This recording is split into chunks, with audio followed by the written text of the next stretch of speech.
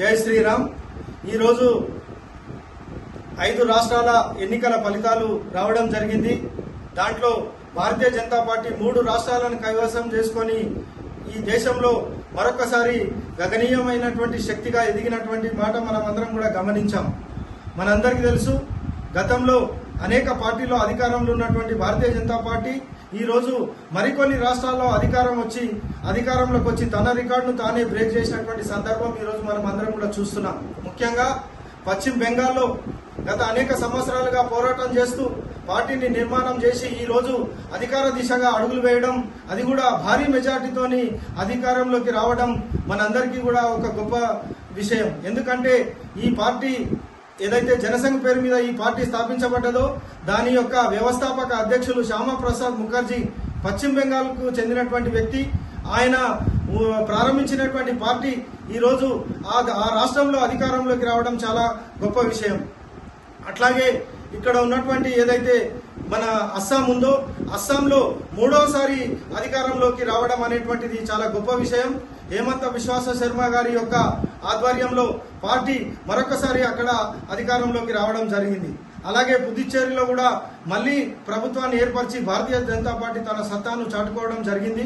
మనకు ఇట్లా భారతీయ జనతా పార్టీ అనేక విజయాలను సాధిస్తూ ఈ దేశంలో మరొకసారి అధికారంలో కేంద్రంలో మరొకసారి రావడానికి కూడా ఈరోజు మనకు అడుగులు వేస్తున్నారు. ప్రచారంలో నరేంద్ర మోడీ గారు ఒక షాప్కి వెళ్లి ఏదైతే జాల్మూరి ఏదైతే తిన్నారో దాన్ని ప్రతిపక్షాలు చాలా విమర్శనాత్మకంగా చేయడం జరిగింది. జాల్మూరి భారతీయ జనతా పార్టీ నాయకులు తింటే మిర్చి అనేటువంటిది ప్రతిపక్షాల నాయకులకు తగిలింది. ఆ మిర్చి తగిలినటువంటి పరిస్థితి ఈ రోజు ఈ రిజల్ట్ ద్వారా మనందరికీ తెలిసింది. కాబట్టి ఇక్కడ భారతీయ జనతా పార్టీ మండల శాఖ ఆధ్వర్యంలో ఇక్కడ ఈ 3 రాష్ట్రాల విజయాన్ని సంబరాలను జరుపుకుంటూ జాల్మూరిని మా అందరం కూడా స్వీకరిస్తూ ఈ సంబరాలను జరుపుకుంటున్నాం.